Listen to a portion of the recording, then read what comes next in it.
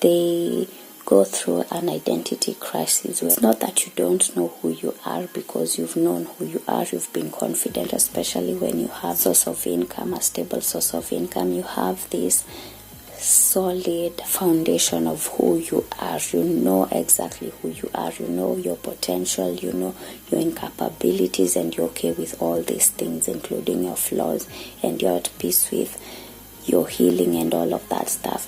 But something happens when you lose your income source, your stable income source. You start spiraling. And I've come to realize that a lot of times the reason why we spiral is because of this. Number one, we equate our identity to our workspace or to our income, to the paper trail. And this is the reality. Your paper does not equate. Your identity is not equal to your paper. So your job is not your identity. I think it's very important that when you're stable, to be in touch with these parts of yourself, that your work is not your identity, and to learn to separate it, because everyone goes through tough times. It might not look the same way for a billionaire as it is for someone who is of an average class. I say that materialistically because we are all equal in God's presence. So I mean this materialistically. And people kind of places where they feel like they are lower, they're not identifying with their social circles because of their paper trail, and they start losing a sense of their identity. They start losing who they are.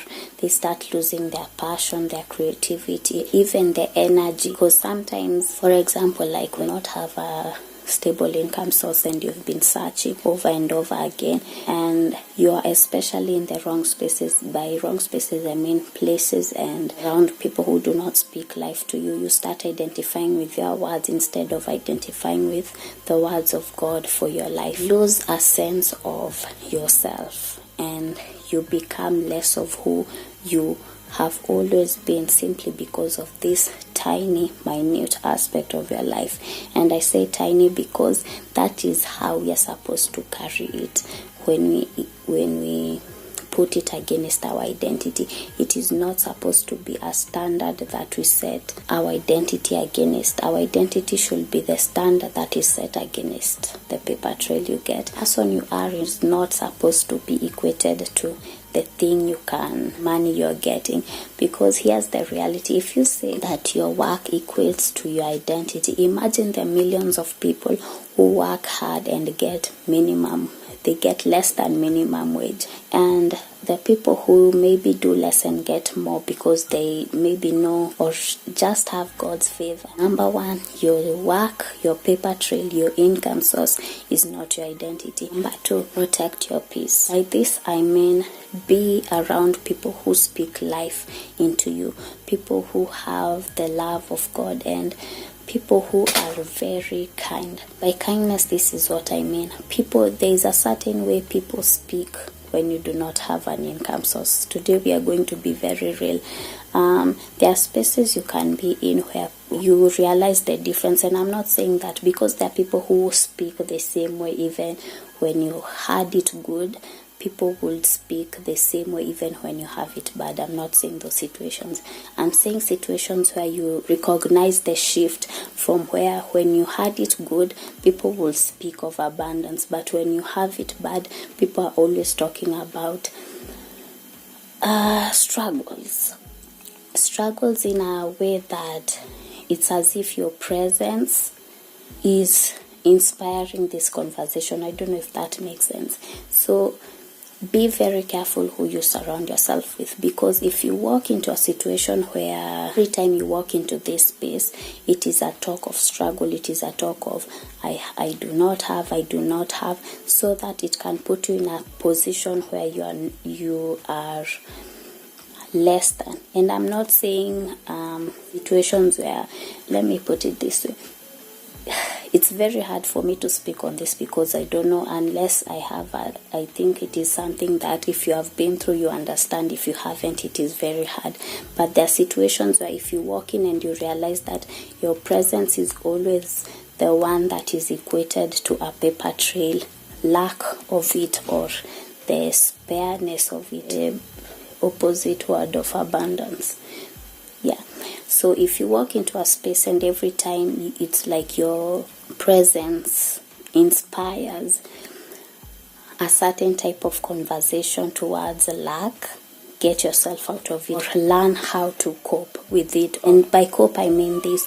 If you're strong enough to be in those spaces, which I do not encourage because everyone has a breaking point, learn to cover yourself, or learn to measure the amount of time you're within those spaces, or you talk to, you're in connection with this in these spaces, because this is your vulnerable time, especially when you have been in it, or when it's a low point, and consistently in these spaces it can create a wound in you. So instead of creating a wound, or instead of putting yourself in a position where you're always wounded, be in spaces where they speak life to you. You can tell the difference between the spaces where there is life spoken and there are spaces where there is a conversation is going according to the status of materialistic status that you are in. It's also important to keep in mind that sometimes these things happen as a grace of God, like God is showing you that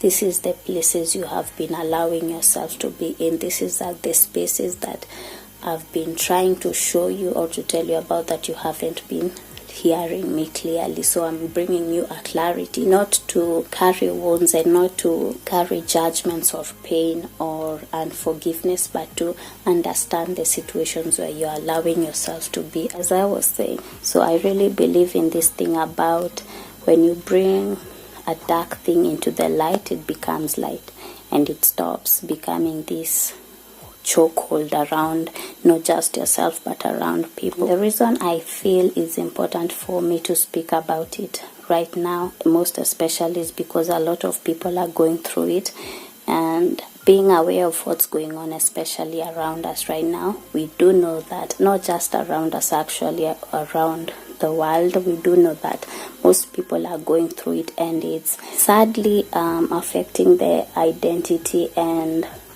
the passion and the life of people, like what they bring to the table, because it has been equated to this income source, or the stability or lack thereof of an income source is not your identity. I want you to perceive this. A lot of people in this life are very talented, very skilled. There are artists who are creating pieces, masterpieces that have never been experienced in places, known places, but have no income, right? So keep that in mind. Does that artist isn't talented just because they are not getting the earnings that are accorded to them in comparison to what they create? They are worth much more? Absolutely not. So why do we equate what we do, our jobs, our income sources, to our identity or to our worth? It is wrong. It is not something that is right. So with that in mind, I want you to understand that when you have and when you do not have, learn to separate the two. Learn to separate your identity